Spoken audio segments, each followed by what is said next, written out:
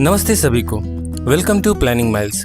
मैं राहुल और इस वीडियो में हम शुरू कर रहे हैं एक पवित्र यात्रा जो भारत की सबसे पवित्र यात्राओं में से एक है, जिसमें शामिल है गंगोत्री, केदारनाथ और बद्रीनाथ।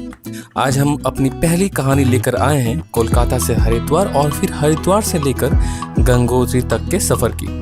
ये वीडियो आपको सिर्फ दृश्य नहीं बल्कि एक अनुभव देगा, गंगा माँ के जन्म स्थल तक का पवित्र सफ़र। तो चलिए शुरू करते हैं हमारी जर्नी। शाम के 5:30 बज रहे हैं। हमने अपने बैग्स पैक कर लिए हैं, गर्म कपड़े, रेनकोट, कैमरा और ट्रिप का पूरा एक्साइटमेंट। कैब का वेट चल रहा है जो हमें हावड़ा स्टेशन ले जाएगी।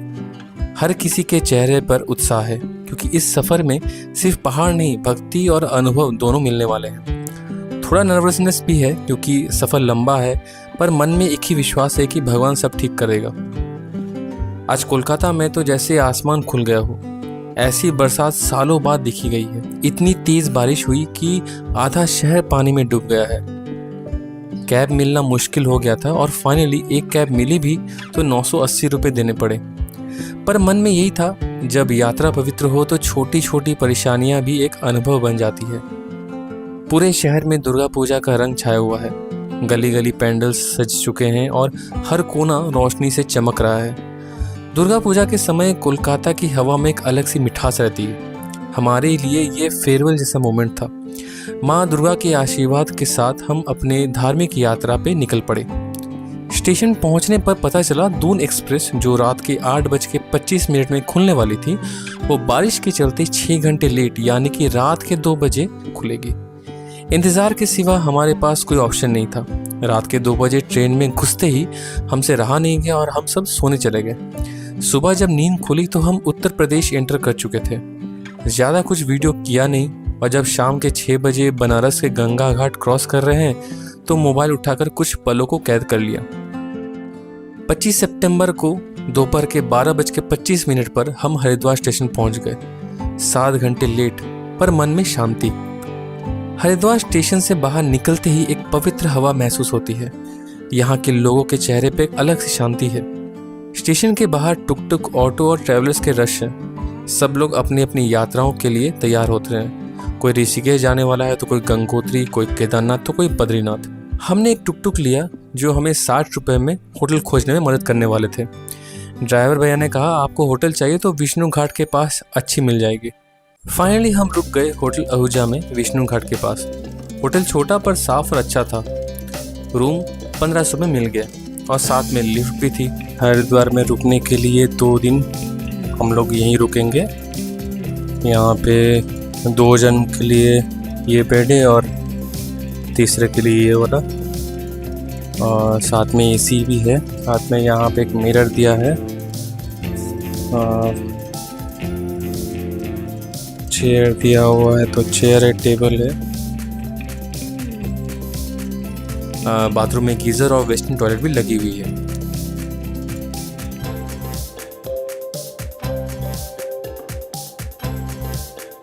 थोड़ा आराम करके हमने डिसाइड किया अब कुछ खा लेते हैं। हरिद्वार में बंगाली ट्रैवलर्स के लिए बहुत सारे ऑप्शंस हैं।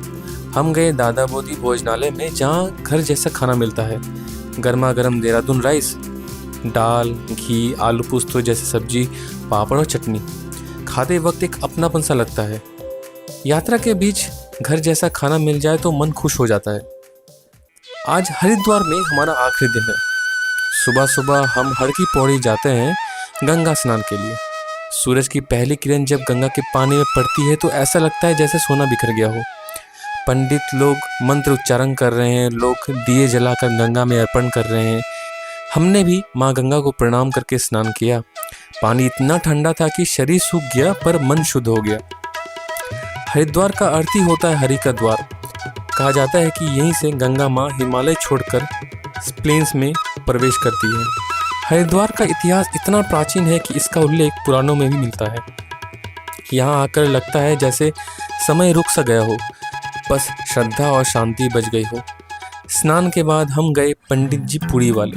नाम बहुत सुना था लेकिन टेस्ट सच पूछो तो थोड़ा एवरेज लगा। पूड़ी थोड़ी बासी लगी और पापा को थोड़ा स्टमक अपसेट भी हो गया। कभी कभी फेमस जगह होने के बाद भी क्वालिटी मेंटेन नहीं की जाती है।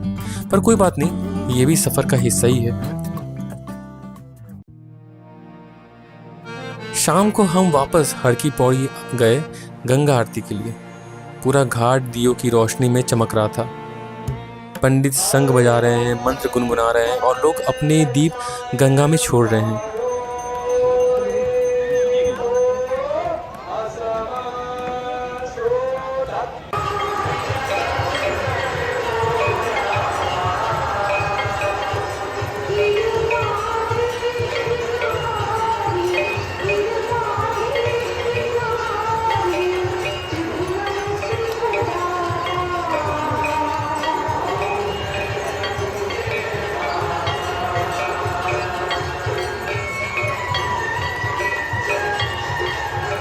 पानी में तैरते हुए दिए जैसे आसमान के तारे नजर आ रहे हैं। वहाँ खड़े रहकर महसूस होता है कि ये सिर्फ एक आरती नहीं, एक भाव है, एक ऊर्जा है। एक बार जो यहाँ आता है वो ये दृश्य कभी नहीं भूलता।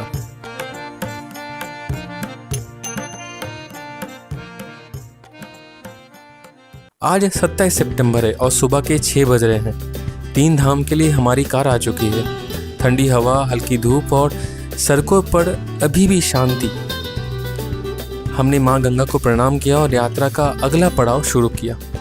30 मिनट चलते ही हम एक छोटी सी चाय की दुकान पर रुकते हैं।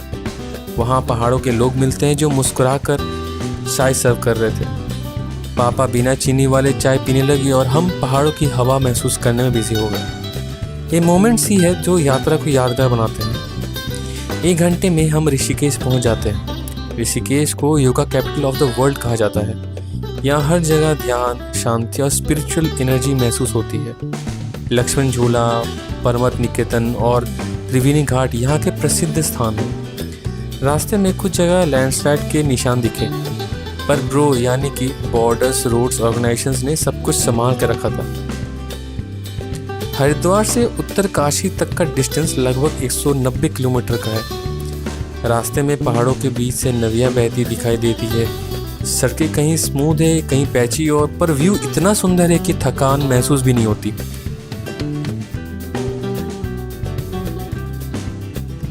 सूरज अब पूरी तरह से निकल आया है और हर मोड़ पर एक नया दृश्य मिलता है।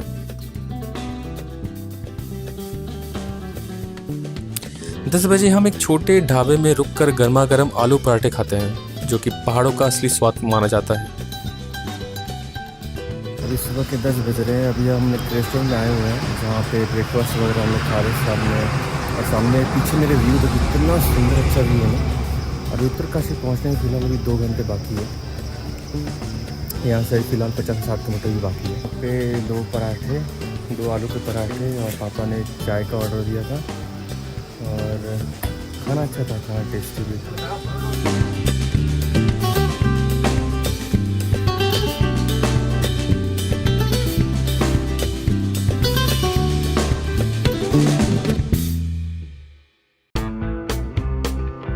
लगभग 2 घंटे के बाद यानी 12 बजे हम उत्तरकाशी पहुंच गए। गंगा के किनारे बसा हुआ उत्तरकाशी को कलयुग का काशी भी कहा जाता है। यहाँ का सबसे प्रसिद्ध मंदिर है काशी विश्वनाथ टेम्पल, जो वाराणसी के विश्वनाथ मंदिर का ही प्रतिरूप माना जाता है। मंदिर को कटियूरी स्टाइल में बनाया गया है, जो एक लोकल हिमाचल आर्किटेक्चर स्टाइल है। वर्तमान मंदिर को 1857 में तहरी की रानी खनीति देवी ने रिकंस्ट्रक्ट और रिनोवेट किया। मंदिर में भीड़ कम थी, दर्शन बड़ी शांति से हुए। यहाँ जो शिवलिंग है उसका हाइट 56 सेंटीमीटर है और वो साउथ की तरफ झुका हुआ है। मंदिर से दर्शन करने के बाद हम गंगोत्री की तरफ जाने लगे।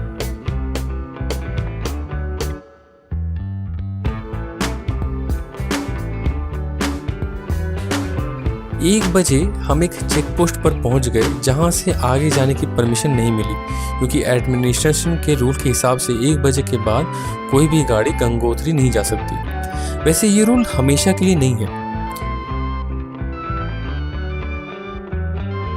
यहीं हमने नाइट स्टे का प्लान बना लिया और एक अच्छा सा रूम 1200 में मिल गया। रूम अच्छा है, 2 बेड लगे हुए हैं जिसमें आराम से 3 लोग सो जाएंगे। बाथरूम में गीज़र और वेस्टर्न टॉयलेट भी लगी हुई है। और बगल में ही रेस्टोरेंट भी है जहां हमने लंच और डिनर करने में आसानी हो गई।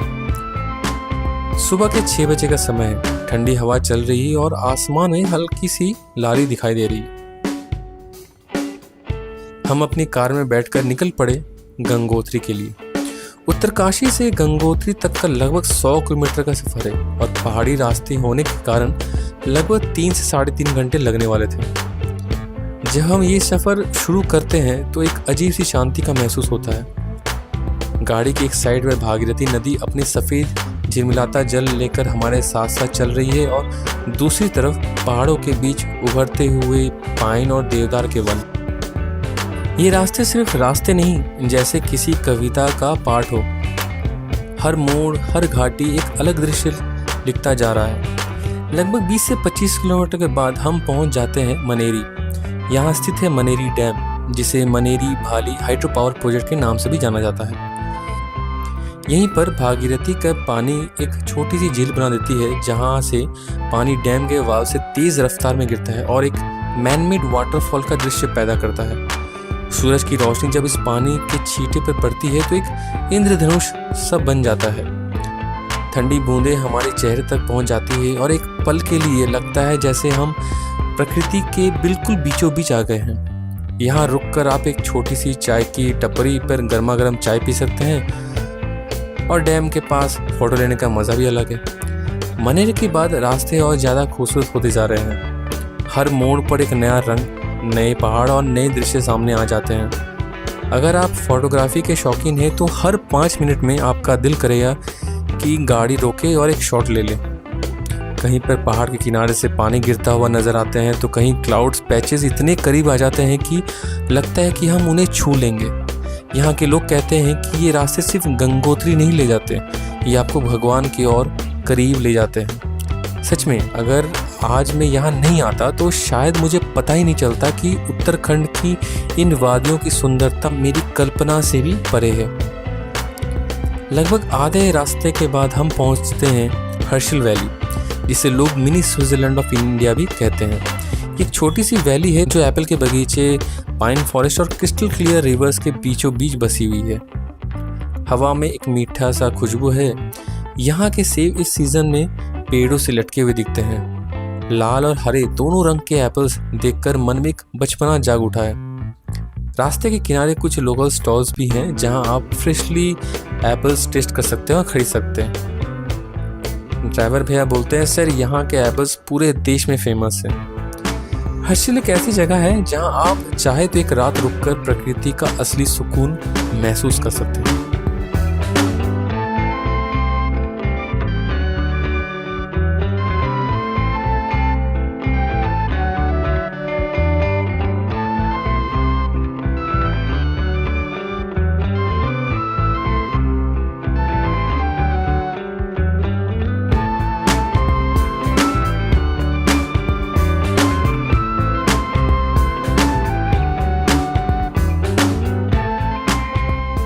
थोड़ा आगे बढ़ते ही हम धड़ाली गांव क्रॉस करते हैं। ड्राइवर भैया कहते हैं, कुछ महीने पहले यहाँ एक भयानक लैंडस्लाइड हुआ था।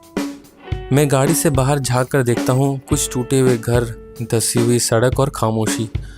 वहाँ वो बाजार हुआ करता था, होटल्स थे, लोगों की हंसी थी और अब सिर्फ मलबा है। एक पल के लिए दिल भर आता है। प्रकृति जहाँ इतनी सुंदर है वहीं कभी कभी अपना रूप बदल कर सब कुछ ले भी लेती है।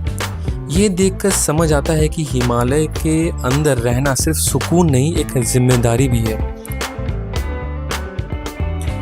जब हम धराली से आगे बढ़ते हैं, हवा और ठंडी होती जाती है।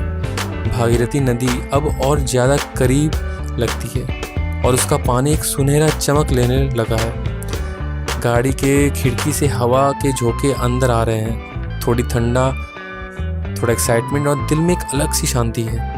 हर दृश्य एक पोस्टकार्ड जैसे लग रहा है, जैसे भगवान ने खुद ब्रश उठाकर ये दुनिया बनाई हो। ये सफ़र सिर्फ गंगोत्री का नहीं, एक अंदर की यात्रा है। एक ऐसी यात्रा जहां आप अपने अंदर के शोर को पीछे छोड़कर प्रकृति के साथ एक हो जाते हैं। लगभग 9:15 में हम गंगोत्री पहुंचते हैं। सूरज अब पूरी तरह से निकल चुका है और उसकी रोशनी पहाड़ों के छोटे छोटे कणों में चमक रहे हैं। कार स्टैंड पर पहुंचते ही ड्राइवर भैया अपना व्हीकल एक साइड पार्क करते हैं और कहते हैं सर यहाँ से मंदिर केवल 6 मिनट पैदल डिस्टेंस पर है। हम अपने जैकेट्स और टोपी ठीक करते हुए चल पड़ते हैं। हवा में एकदम से ठंड बढ़ गई, पर साफ और ताज़ी। आसपास छोटी छोटी शॉप्स है जहाँ पूजा सामग्री मिलती है, धूप, दीपक, माला और गंगा जल भरने का बोतल। पुलिस के लाउड स्पीकर से बार बार अनाउंसमेंट हो रही है, यात्री कृपया 3 बजे तक अपना दर्शन पूरा कर लें। उसके बाद वापस उत्तरकाशी की तरफ रास्ता बंद हो जाता है। ये सुनकर हम कदम तेज कर देते हैं। मंदिर की तरफ जाने से पहले हमने अपना रजिस्ट्रेशन स्कैन करवा कर टोकन ले लिया। हार्ड कॉपी भी नहीं रहने से भी चलेगा, क्योंकि मोबाइल से वो आराम से स्कैन करके टोकन दे देते हैं। वैसे तो मंदिर यहाँ से ज़्यादा दूर नहीं है, लेकिन अगर किसी को चलने में परेशानी होती है तो इनके सहारे माँ गंगा के दर्शन करने जा सकते हैं। हर साल ये मंदिर अक्षय तृतीया के शुभ दिन पर खुलता है।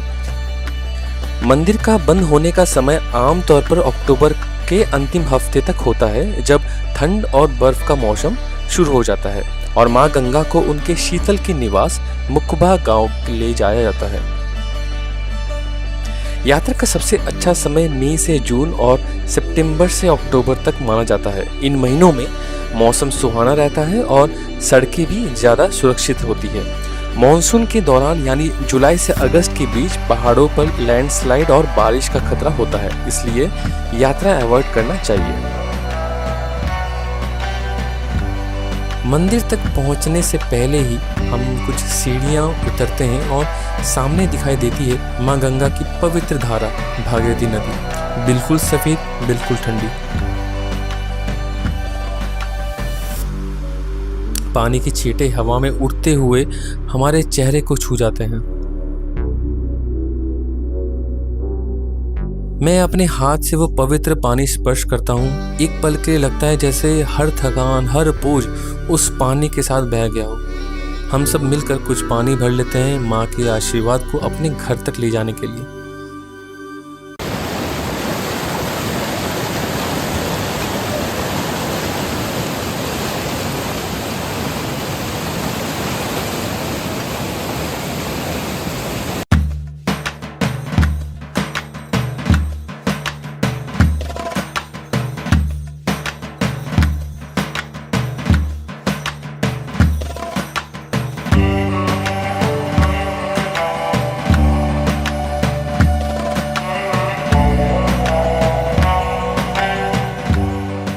यहाँ का माहौल बिल्कुल अलग है। मंदिर की घंटियाँ, धूप की खुशबू और ठंडी हवा एक दिव्य शांति का अनुभव करवाती है। मंदिर के द्वार पर पहुँचते ही हम रजिस्ट्रेशन टोकन निकालते हैं, पर आज यहाँ भीड़ एकदम ना के बराबर है, तो कोई रुकावट ही नहीं हुई। हमसे कोई अपना टोकन भी नहीं मांगा। सामने सफ़ेद पत्थर से बना ये भव्य मंदिर देखकर हम सबका मन धन्य हो जाता है। गंगोत्री मंदिर ऊंचा है, सफ़ेद मार्बल से बना और उसके आसपास हिमालय के स्नो पिक्स चमक रहे हैं। यहाँ खड़े होकर लगता है जैसे माँ गंगा खुद आपको बुला रही हो। मंदिर का निर्माण 18वीं शताब्दी में नेपाल के जनरल अमर सिंह थापा ने करवाया था। बाद में गढ़वाल के राजाओं ने इसकी मरम्मत और संरक्षण में योगदान दिया। मंदिर के अंदर गंगोत्री माता की भव्य मूर्ति विराजमान है।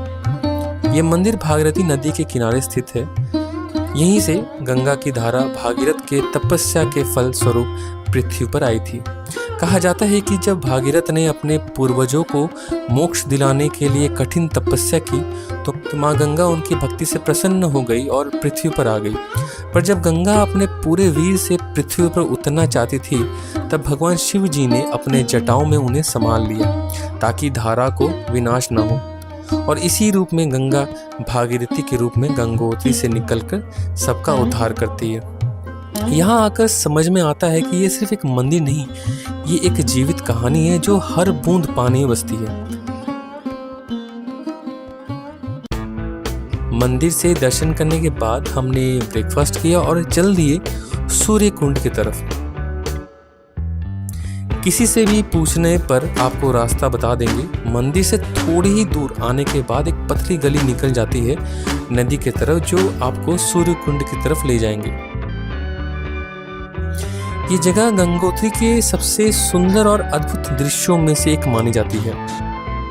यहाँ भागीरथी नदी एक तेज झरने के रूप में नीचे गिरती है और उसके चारों तरफ बनी पत्थर के ढांचे एक सुंदर अजीब सी आकृति जैसी लगती है। जब सूरज की किरणें इस झरने के पानी पर पड़ती है तो पानी की छींटें और रोशनी मिलकर एक इंद्रधनुष से बना देते हैं। इसलिए इसका नाम पड़ा है सूर्य कुंड यानी सूर्यदेव का कुंड। कहा जाता है कि यहाँ पर सूर्यदेव ने माँ गंगा का अभिषेक किया था और तब से ये स्थल पवित्र माना जाता है। सूर्य कुंड देखने के बाद ये रास्ता आपको लेके चल जाएगा पार्किंग जहाँ पे आपका गाड़ी पार्क किया हुआ है। तो आपको फिर वापस बाजार नहीं जाना पड़ेगा। पार्किंग लॉट तक नहीं लेकिन मेन एंट्रेंस तक तो पहुँच ही जाते हैं लोग। अब समय है वापस उत्तरकाशी की तरफ लौटने का, लेकिन दिल यहीं कहीं रुक गया है। माँ गंगा के किनारे बैठा हर व्यक्ति अपने अंदर कुछ बदला हुआ महसूस करता है, जैसे पानी सिर्फ शरीर ही नहीं आत्मा को भी पवित्र कर गया हो। हम दोपहर के 1 बजे गंगोत्री से निकलकर उत्तरकाशी की ओर अपनी सफ़र शुरू कर चुके थे। दोपहर के 3 बजे हमें ज़ोरों की भूख लगी तो एक छोटे से जगह पर हमने सिंपल लंच कर लिया। हम रिटर्न उत्तरकाशी 4 बजे तक पहुंच गए और नदी के ठीक सामने रात बिताने के लिए 1200 रुपये में एक रूम ले ली थी। दोस्तों, ये था हमारा गंगोत्री धाम यात्रा का अनुभव। एक पवित्र सफ़र जहां हर मोड़ पर प्रकृति और भक्ति दोनों का मिलन होता है। अगले वीडियो में हम चलेंगे केदारनाथ धाम की ओर। एक और दिव्य कथा, एक और श्रद्धा का पर्व। तब तक के लिए travel safely and good bye.